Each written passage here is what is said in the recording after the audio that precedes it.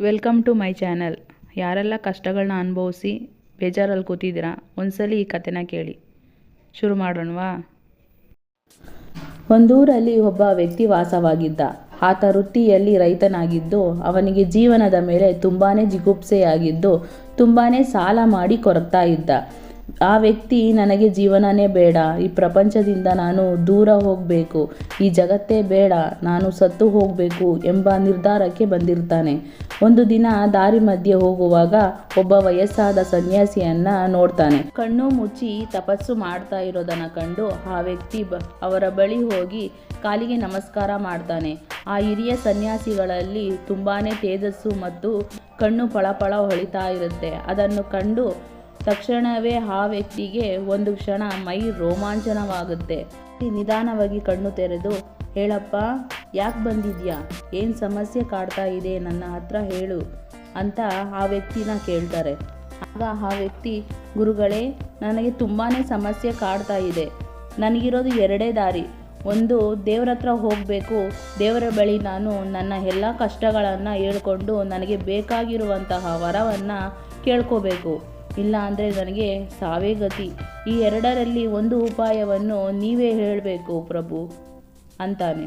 ಆ ವ್ಯಕ್ತಿಯ ಮಾತುಗಳನ್ನು ಕೇಳಿಕೊಂಡು ಸನ್ಯಾಸಿಗಳು, ಸರಿ ಆಯಿತು, ಈಗ ನೀನು ದೇವರನ್ನು ನೋಡಬೇಕು ತಾನೇ, ನಿನ್ನ ಕಷ್ಟಗಳೆಲ್ಲ ಮಾಯವಾಗುತ್ತೆ ಮಗು. ನೀನು ದೇವರಲ್ಲಿ ಅಚಲವಾದ ನಂಬಿಕೆಯನ್ನು ಇಡು. ಈ ಊರಿಂದ ಸ್ವಲ್ಪ ಆಚೆ ಒಂದು ದೇವಸ್ಥಾನ ಇದೆ, ಅಲ್ಲಿಗೆ ಹೋಗು.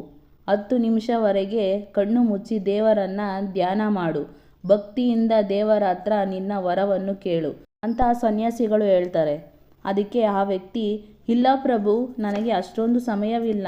ನನಗೆ 3-4 ಎಕರೆ ಜಮೀನಿನಲ್ಲಿ ನಾನು ಕಷ್ಟಪಟ್ಟು ದುಡಿದ್ರೇನೆ ನಾನು ಮಾಡಿರುವಂಥ ಸಾಲ ತೀರ್ಸೋಕ್ಕಾಗೋದು. ಆದರೆ ನನ್ನ ಬಳಿ ಸಮಯವಿಲ್ಲ.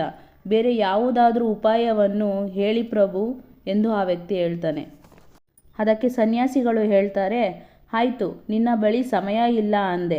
ನೀನು ಒಂದು ಕೆಲಸ ಮಾಡು. ಪ್ರತಿದಿನ ನಿನ್ನ ಹೊಲದ ಪಕ್ಕದಲ್ಲಿರುವ ಹೊಲ ಇದೆಯಲ್ಲ, ಆ ಹೊಲದಲ್ಲಿ ಕೆಲಸ ಮಾಡುತ್ತಿರುವ ಒಬ್ಬ ವ್ಯಕ್ತಿಯ ಮುಖವನ್ನು ನೀನು ಪ್ರತಿದಿನ ಊಟ ಮಾಡುವ ಮುಂಚೆ ಒಂದು ಸಲ ನೋಡಲೇಬೇಕು.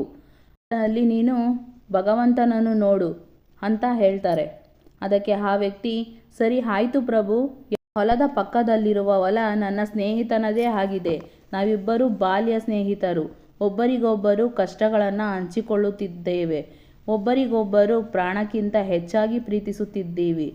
ಅಂತಹ ಸ್ನೇಹಿತನ ಮುಖವನ್ನು ನೋಡಲು ನನಗೆ ತುಂಬ ಇಷ್ಟ ಅಂತ ಹೇಳಿ ಅಲ್ಲಿಂದ ಹೊರಡ್ತಾನೆ. ಮಾರನೇ ದಿನ ಆ ವ್ಯಕ್ತಿ ಸನ್ಯಾಸಿಗಳು ಹೇಳಿದ ಹಾಗೆ ಪ್ರತಿದಿನ ಆ ವ್ಯಕ್ತಿಯ ಮುಖವನ್ನು ನೋಡಿಯೇ ಊಟ ಮಾಡೋದಕ್ಕೆ ಶುರು ಮಾಡ್ತಾನೆ. ಆ ವ್ಯಕ್ತಿಯ ಕಣ್ಣುಗಳು ಆ ವ್ಯಕ್ತಿಯ ಮುಖ ನೋಡ್ತಾ ಇದ್ದರೆ ಇವನಿಗೆ ಏನೋ ಒಂಥರ ಜೀವನದಲ್ಲಿ ಗೆದ್ದಂತಹ ಉತ್ಸಾಹ, ಬದುಕಬೇಕೆಂಬ ಛಲ ಉಂಟಾಗುತ್ತದೆ. ಹೀಗೆ ಮಾಡುತ್ತಾ ಮಾಡುತ್ತಾ 6 ತಿಂಗಳು ಕಳೆದು ಹೋಯಿತು. ಒಂದು ದಿನ ಆತನ ಸ್ನೇಹಿತ ಎಲ್ಲೋ ಹೊರಗಡೆ ಹೋಗಿರ್ತಾನೆ. ತಕ್ಷಣ ಅವನಿಗೆ ಒಂದು ಕ್ಷಣ ಆಶ್ಚರ್ಯವಾಗುತ್ತೆ. ಪ್ರತಿದಿನ ಇಲ್ಲೇ ಇರ್ತಾ ಇದ್ದ ನನ್ನ ಸ್ನೇಹಿತ ಇವತ್ತು ಎಲ್ಲೋಗಿದ್ದಾನೆ, ನನಗೂ ಕೂಡ ಒಂದು ಮಾತು ಕೂಡ ಹೇಳದೆ ಹೋಗಿದ್ದಾನಲ್ಲ ಅಂತ ಯೋಚನೆ ಮಾಡ್ತಾ ಹೊಲದಲ್ಲಿ ಕೆಲಸ ಮಾಡೋಕ್ಕೆ ಶುರು ಮಾಡ್ತಾನೆ. ಮಧ್ಯಾಹ್ನ ಆಗುತ್ತೆ. ಆದರೂ ಕೂಡ ಆತ ಬರದೇ ಇರೋದನ್ನು ನೋಡಿದ್ರೆ ಇವನು ಹೊಟ್ಟೆ ತುಂಬ ಊಟ ಮಾಡಬೇಕು ಅಂತ ತುಂಬ ಆಸೆಯಾಗಿತ್ತು. ನನ್ನ ಗೆಳೆಯನನ್ನ ಮುಖ ನೋಡದೆ ನಾನು ಹೇಗೆ ಊಟ ಮಾಡಲಿ ಅಂತ ಅವನ ಮನಸ್ಸಿನಲ್ಲಿ ಅನೇಕ ಪ್ರಶ್ನೆಗಳು ಉದ್ಭವವಾಗುತ್ತೆ. ಹೀಗೆ ಮಾಡ್ತಾ ಮಾಡ್ತಾ ಒಬ್ಬ ವ್ಯಕ್ತಿ ಹೋಗ್ತಾ ಇರ್ತಾನೆ. ಅವನಿಗೆ, ನನ್ನ ಗೆಳೆಯನನ್ನು ನೋಡಿದ್ಯಾ ಅಂತ ಕೇಳ್ತಾನೆ. ಅಲ್ಲಿ ಒಂದು ನದಿ ಪಕ್ಕ ಕೂತಿದ್ದಾನೆ ಅಂತ ಹೇಳ್ತಾನೆ. ಆ ವಿಷಯವನ್ನು ಕೇಳಿದ ತಕ್ಷಣ ಇವನು ಓಡಿ ಹೋಗ್ತಾನೆ. ಅವನ ಸ್ನೇಹಿತ ಅಲ್ಲಿ ನದಿ ಪಕ್ಕದಲ್ಲಿ ಏನೋ ಕೆಲಸ ಮಾಡ್ತಾ ಇರುವಾಗ ಅವನಿಗೆ ದೊಡ್ಡ ಬಂಗಾರದ ನಾಣ್ಯಗಳ ಚೀಲ ಸಿಗುತ್ತೆ. ಅದನ್ನು ನೋಡ್ತಾ ಆ ವ್ಯಕ್ತಿ ತುಂಬಾ ಖುಷಿಯಾಗಿರ್ತಾನೆ. ಇವನು ನನ್ನ ಗೆಳೆಯನ ಮುಖ ನೋಡದೆ ಊಟ ಮಾಡೋಕ್ಕೆ ಆಗಲ್ಲ ಅನ್ನೋ ಕೊರಗಿನಿಂದ ಅವನನ್ನು ನೋಡೋದಕ್ಕೆ ಬರ್ತಾ ಇರ್ತಾನೆ. ಬಂದ ತಕ್ಷಣ ಹಿಂದೆಯಿಂದ ಅವನ ಬೆನ್ನಿಗೆ ಜೋರಾಗಿ ಹೊಡಿತಾನೆ. ಹೊಡೆದ ತಕ್ಷಣ ಅವನು ಗಾಬರಿಯಿಂದ ಅವನ ಕಡೆ ನೋಡ್ತಾನೆ. ಹಸುವಿನಿಂದ ತುಂಬಾ ಸಂಕಟದಿಂದ ನರಳುತ್ತಾ ಇದ್ದ ಈ ವ್ಯಕ್ತಿಗೆ ಅವನ ಮುಖ ನೋಡಿದರೆ ಸಾಕಪ್ಪ ಅನ್ನೋ ಹಾಗೆ ಇರುತ್ತೆ. ಆ ವ್ಯಕ್ತಿ ಮುಖವನ್ನಷ್ಟೇ ನೋಡ್ತಾನೆ. ನೋಡಿದ ತಕ್ಷಣ ಜೋರಾಗಿ ಓಡೋದಕ್ಕೆ ಶುರು ಮಾಡ್ತಾನೆ.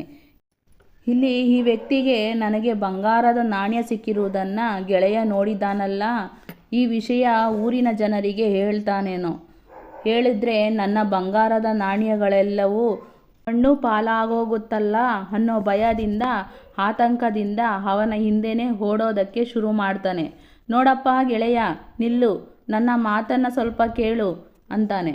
ಅದಕ್ಕೆ ಈ ವ್ಯಕ್ತಿ ಇಲ್ಲ ನನ್ನ ಕೆಲಸ ಆಯಿತು, ನಾನು ನೋಡಿದೆ, ನಾನೇನು ನೋಡ್ಬೇಕು ಅಂದ್ಕೊಂಡಿದ್ನೋ ಅದನ್ನು ನೋಡಿದಾಯಿತು, ನನ್ನ ಕೆಲಸ ಆಯಿತು, ನಾನು ಹೋಗ್ತಾ ಇದ್ದೀನಿ ಅಂತ ಜೋರಾಗಿ ಕಿರಿಸ್ತಾ ಓಡೋದಕ್ಕೆ ಶುರು ಮಾಡ್ತಾನೆ. ಅವನು ಗಾಬರಿಯಿಂದ ಇವನನ್ನು ಹಿಡಿಲೇಬೇಕು ಅಂತ ಜೋರಾಗಿ ಓಡಿ ಕಡೆಗೆ ಅವನನ್ನು ಹಿಡಿತಾನೆ.